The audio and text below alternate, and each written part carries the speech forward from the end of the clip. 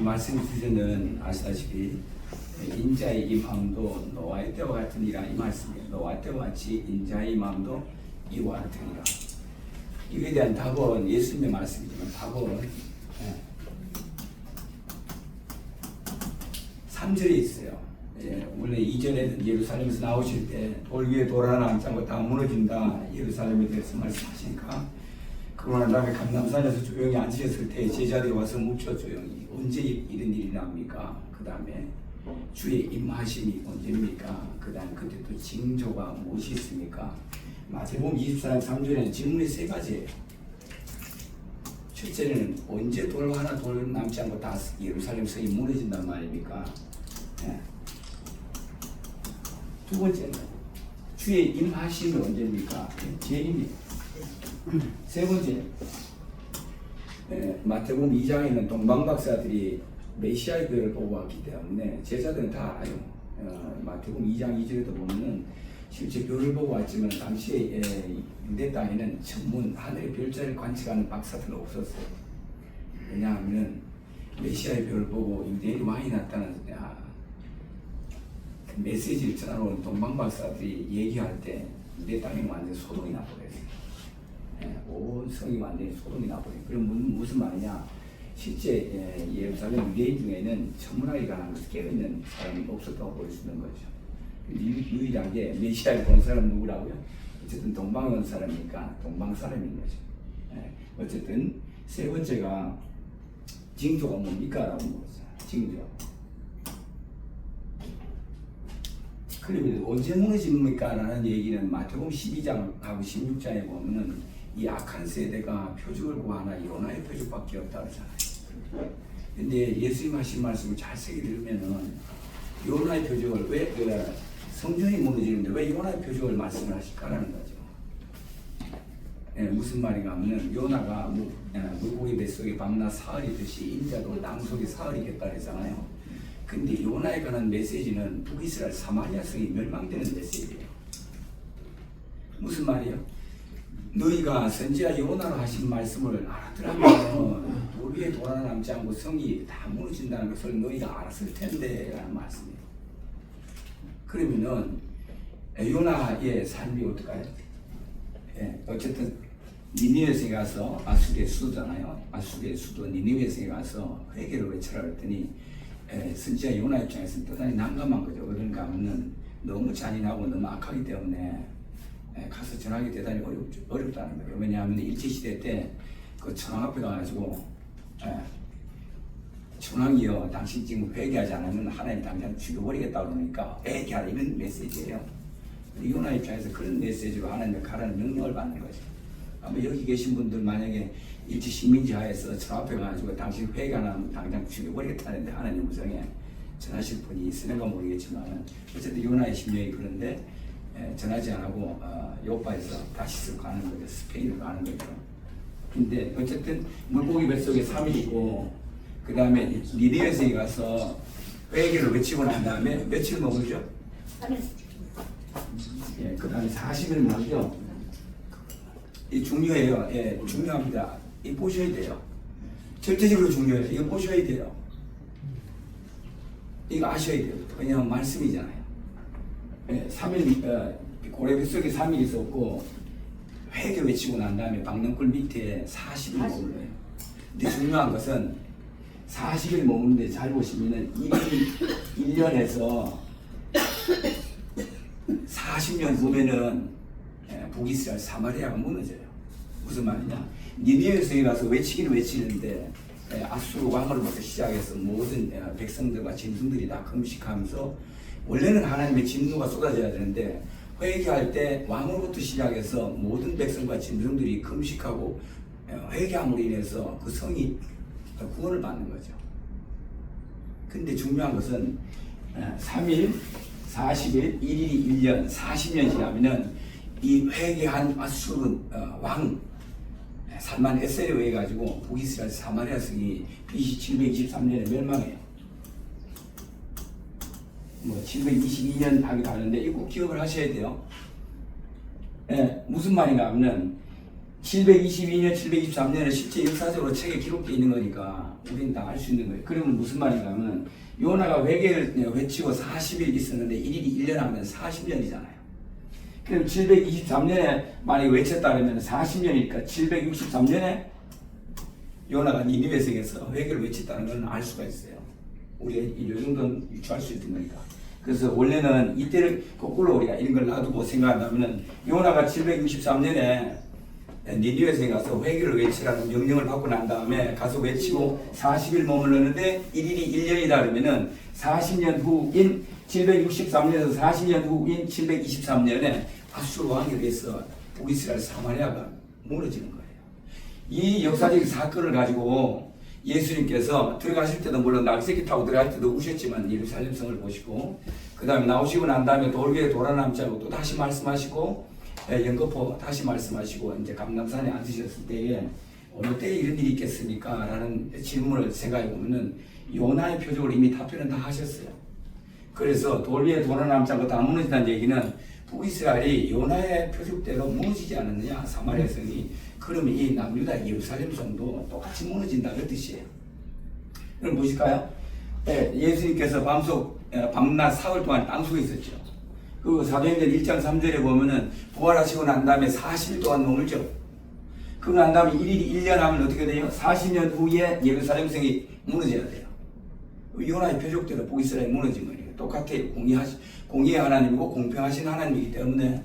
그래서 3일 땅속에 있고 40일 부활하시고 하나님 나라를 전파하시다가 올라가셨는데 그러면은 3일, 40일 이거를 1일이 1년 하면은 십자가 사건은 언제 났을까요?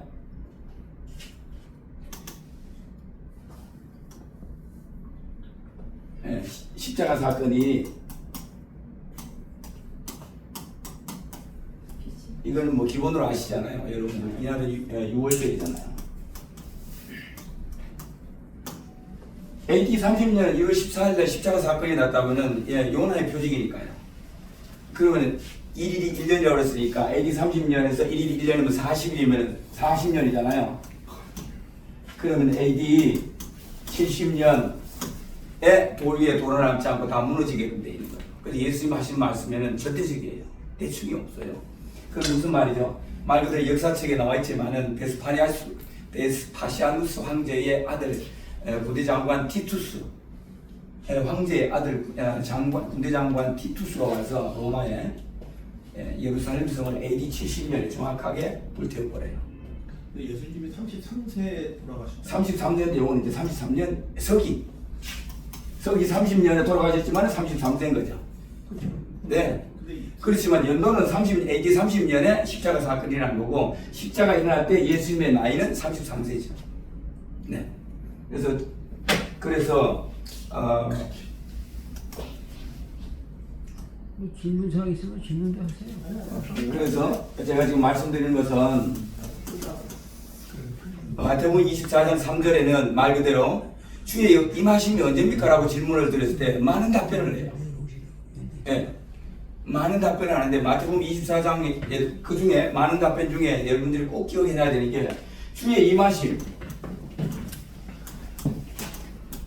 재림이잖아요. 재림의 때를 물었는데 예수님은 여러 가지 비유로 많은 걸 답변해요. 물론 무화나무로 말씀할 때는 때와 기한은 난 모른다 그러고 무화나무 비유로 말씀할 때는 인자가 문 앞에 가까이 임하였나니 라고 말씀하시고 때와 기한은 모른다 그래요. 근데 또 하나는 때와 기한을 물은 또 하나는 뭐죠? 15절에는 선지자 다 내리말한 바라고 명확하게 답변을 해요. 그 다음에 또 하나가 제가 말씀드리는 게 마태복음 24장 37절 노아 때와 같이 인자의 임함도 이왔다 그러잖아요. 이거 기억하셔야 돼요. 막연한 거 아니에요. 제가 너무 놀란 게 어느 날 노아 때와 같이 인자의 임함도 우리는 노상 먹고 자고 시집가고 사고 팔고 장가가고 이것만 얘기해요. 그 영적 상태를 얘기하는 건 맞아요. 그렇지만은 예수님의 말씀이 정확히 초등학생들한테 얘기하면 알아들을 것 같은데요. 노아 때와 같이 예수님이 다시 임한다면은 너희들 구약성경 어디 찾을래? 창세기 7장에서 9장이잖아요. 노아 때에 된 일들 타임라인을 찾아야 돼요. 예수님의 말씀이 보면 노아 때와 같이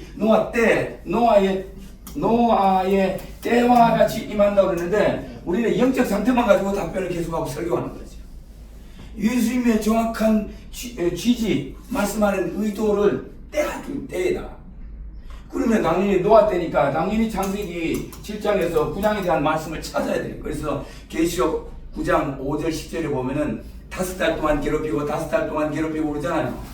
그러면 창세기 7장 24절에 150일 동안 물이 장이라고, 창세기 8장 3절에 150일 동안 물이 감하고 150일을 달로 나누면 5달이잖아요. 그래서 그러면 노아 때라고 말씀하신 거니까 예수님께서 계시록 4장 3절에 보좌 위에 무지개가 들렸고 계시록 10장 1절에 무지개가 들린 천사가 내려오고 다 심판에 대한 말씀이죠. 뭐라고 말씀하시죠?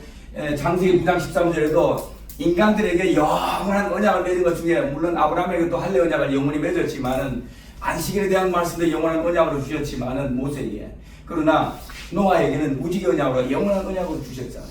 영원한 언약이에요. 근데 왜 무지개 언약에 대한 것은 우리가 간과를 할 얘기죠. 분명히 요한계시록 마지막 때 심판의 말씀인데 여기서 다시 무지개를 보좌 위에 무지개를 띄워놓으시는데 창세기 9장에는 뭐라고 말씀하시냐? 내가 무지개를 보면은 내가 노아에게 한 언약을 기억하리라 이렇게 되어 있잖아요. 말씀에. 그래서 이 말씀이 마지막 때 요한계시록에서 이루어지는데 오늘날 지금 노아 때잖아요. 제가 어느 그 예자원 목사님 오늘 입고 오는 게 다 보라색이에요.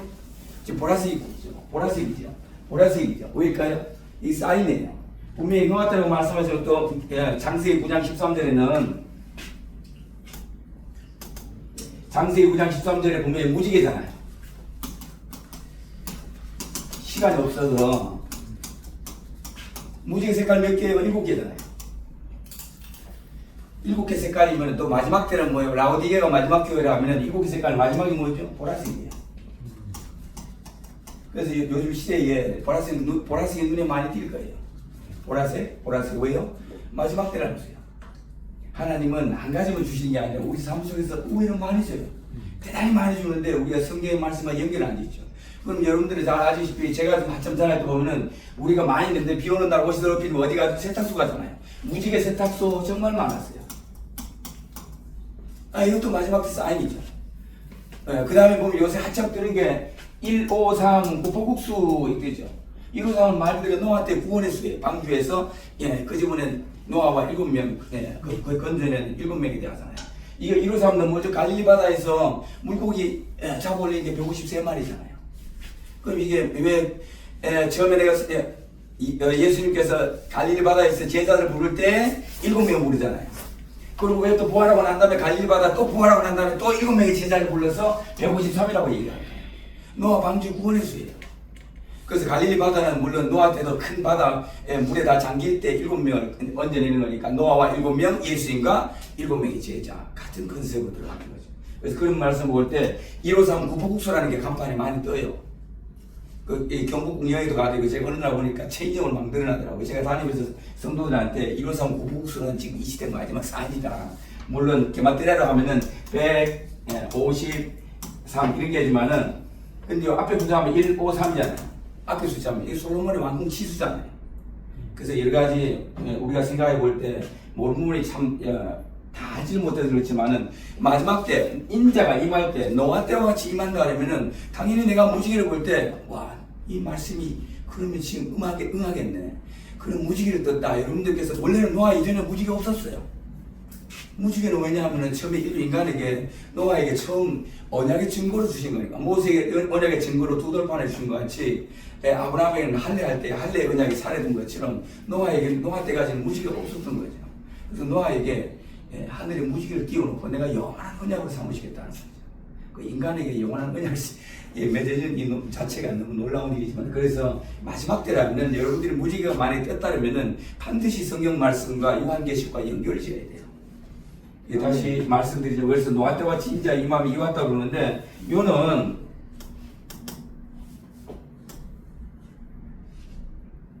제가 무지개 세탁소를 볼 때도 그렇고 또 다음에 또 하나 짧게 얘기하면은 우리 편의점 보면은 GS 25시 있어요. 이거는 뭐죠? 롯데 때잖아요. 그 다음에 또 여러분들 많이 알겠지만 아마 요게 이건가 모르겠네. 11 있죠. 이것도 사인이에요. 이거 어디 있을까요? 7-11이잖아요. 예. 4 플러스 하면 10이에요. 예, 그 보면은 마지막에 여호야김 18대 19대 여호야김 20대 12개 왕으로 남유다가 멸망하잖아요. 3개월 11년 3개월 11년 이렇게 네 왕에서 연수가 이렇게 돼 있어요. 그래서 잘 보면은 4년 지나고 7년 지나고 잡혀가고 4년 지나고 7년 지나고 11년에 잡혀가고 이렇게 나와요. 여호야김이 11년에 잡혀가 죽고 마지막 시디기야 왕이 11년에 통치 4년에 예레미야가 편지를 보내고 바빌론에 7년 지나서 예루살렘이 에워싸이고 느부갓네살 왕에 의해서 완전 불타고 멸망하죠. 어떻게 멸망이 되나요? 로세트처럼 멸망하잖아요. 그렇지만 동일한 말씀으로 노아 때 물로 심판하셨던 동일한 말씀이 로세 때와 같이 솔로몬 제1성전을 불태우죠. 그 이런 맥락에서 바라볼 때 우리는 이 시대에 성경이 어떻게 우리 주변에서 하는 말씀이 시대 삶 속에서 구현하시고 메시지를 주시고 사인을 주시고 징조를 주시다는 거예요. 그럼 GS25라는 게 과연 어떤 걸까요? 로세 때입니다. 세븐일레븐 뭐죠? 말 그대로 솔로몬 성전이 무너질 때죠. 물론 뭐 노아 때라고 볼 수 있지만 이게 정말 그럴까요? 성경 조금만 관심을 가지면은 GS25시 한번 해볼게요. 물론 어떻게 하는 거 아니에요.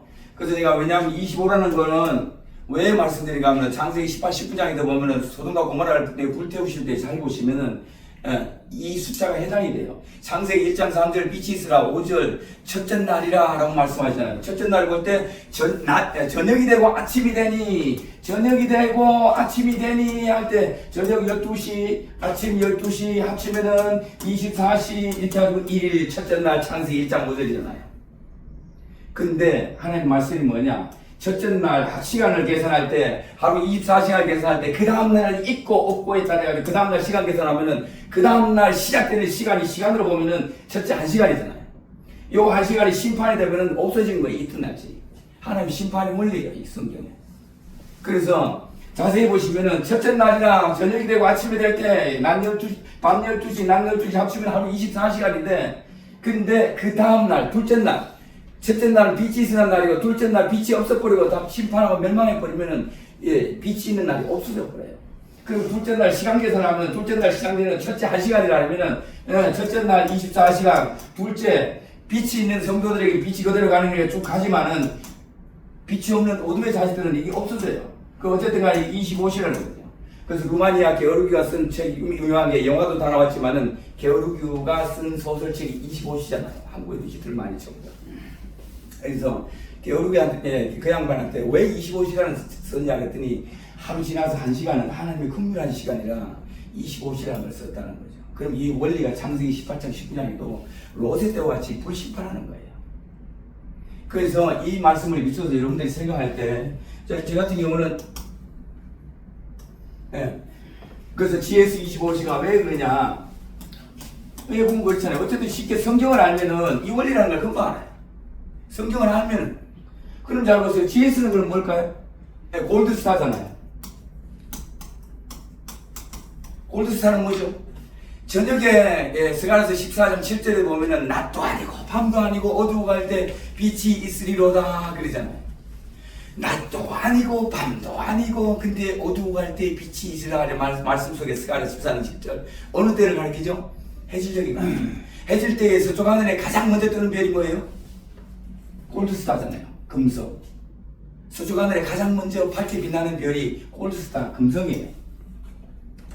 금성에다 맞춰놓고 그 다음에 지나고 나면은 새벽별 오면은 말 그대로 이제 그 다음 새벽별은 모닝스타죠. 새벽별. 그래서 우리가 이렇게 막 바라볼 때 GS25라는 게 말 그대로 24 플러스인데 이게 어디 돼 있어요? 그러면 말 그대로 새벽별은 계시록에 있는 거니까 계시록 18장에 8절에 10절에 17절에 19절에 계시록 18장 8절에는 하루 동안에 예루살렘 성이 멸망해요. 17, 19절에는 1시간 만에 멸망하죠. 그러면 하루 동안에 하면은 24시죠. 1시간 만에 강조하기 위해서 3번 하는 거지만 원래 한 번이에요. 또 1시간 만에 25시죠. 계시록 18장에는 큰성 바빌론을 멸망시킬 때 25시 만에 빛의 자녀들에게는 그 다음 있는 거고 빛이 없는 어둠의 자식들은 25시 되는 때 그냥 다 멸망해요. 그래서 GS25시라는 게 자세히 보면은 잠도 안 자는 거잖아요. 어쨌든 간에 그런 의미에서 바라볼 때 계시록에 대한 말씀이고 오늘날 마지막 때고 마지막 때 가는 메시지와 사인을 하나님은 우리 주변에 너무 많이 듣고 그다음에 솔로몬 성전이 무너진 걸 봐라. 너희가 세븐일레븐에 대해서 알지 않느냐. 너희가 말씀에 조금만 관심을 가지면은 내가 사랑하는 솔로몬은 그 성전을 어떻게 불태웠는지 시디기야 왕 마지막 20대 왕 시디기야 왕에게 내가 어떤 연수를 정해놨는지 정확히 알 것이다 라는 거죠. 그래서 어쨌든 자 마무리하고 조금만 더 주세요. 20분 주셨는데 조금만 다시 제가 드리는 말씀은 지금이 그러면 다시 말씀드리지만은 지구계를 자꾸 쓰다가 보니까 습관이 돼서 미안해요. 지금이 참 우리나라 대한민국이 정치적으로 많이 어렵잖아요. 정말 어렵다면은 전도서 1장 9절이나 3장 15절이나 역사가 반복된다는 건 여러분들 너무나 잘 아는 구절인데 중요한 것은 전도서 3장 1절 범사에 기한이 있고 목적을 이룰 때가 있다고 그러셨는데 이 말씀을 비추어보면은 다시 창세기 1장 14절부터 전문현상으로 하나님은 때와 기한의 것을 정확히 하는데 다니엘서 9장 24절에 71의 기한 속에 61회 때 예수님 오시고 마지막 한 일이고 71회 때에 예수님이 다시 오시는데 요한계시록 1장 3절 때가 가까우니라 요한계시록 22장 때가 가까우니라 그때가 언제 나오고요? 다니엘서 9장 27절 마지막 한 일의 때 곧 다니엘서 9장 24절 71회 때에 요한계시록이 성취되는 거예요. 오늘날 이때죠. 제가 드리는 말씀은 전체 다시 마무리 드려갈게요. 다시 말씀드리면 베드로후서 3장 8절에는 우리가 보면 그 알레프의 숫자값이 1 또는 1000이잖아요. 베드로후서 3장 8절에는 하루가 천년 같고 천년이 하루 같다고요. 왜냐하면 하나님의 역사의 연대기 신명기 32장 7절 옛날을 기억해라 역사의 연대를 생각해라 그러는데 우리는 역사의 연대를 생각하라 그러잖아요. 하나님 명령이잖아요. 왜요? 너희가 가나안 땅에 들어가거든 신명기서는 말 그대로 가나안 땅에 들어가서 지켜야 될 말씀을 모세로 다시금 새롭게 해주실 말씀 중에 신명기 32장 7절에는 너희가 가나안 땅에 들어가거든 옛날 일을 생각하고 역사의 연대를 옛날 일을 기억하고 역사의 연대를 생각하라고 그러는데 자녀들이 묻고 또 아이들이 물을 때 어른들아 아비들아 대답하라 이 말씀이잖아요. 근데 그래 되면은 말 그대로 베드로후서 3장 8절에 하루가 천년 가고 천년이 하루 같다면은 창세기 2장 3절에 창세기 1장은 6일 동안 창조하고 창세기 2장 3절에는 7일째. 이것도 원리가 이래요. 이거 꼭 기억해 놔두셔야 돼요.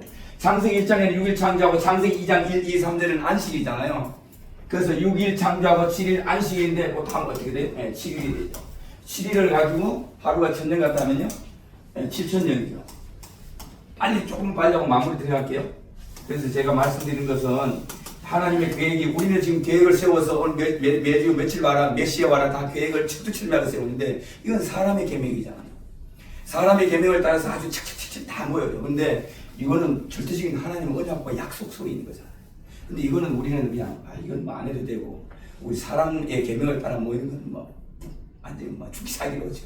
이게 내가 발견할 때 이게 너무나 내게는 너무 올라오고 그런 의미에서 바라볼 때